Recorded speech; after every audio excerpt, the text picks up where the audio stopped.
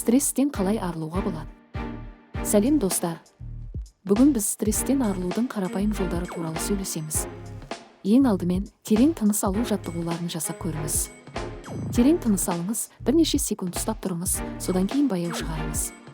Бұл сіздің жүйке жүйеңізді тыныштандыруға көмектеседі. Күніне бірнеше рет қайталаңыз.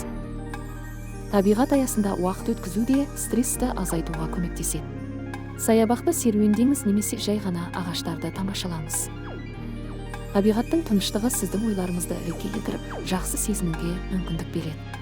Таза ауамен дем алыңыз. Өзіңізге ұнайтын іспен айналысу стресстен арылудың тағы бір тиімді жолы.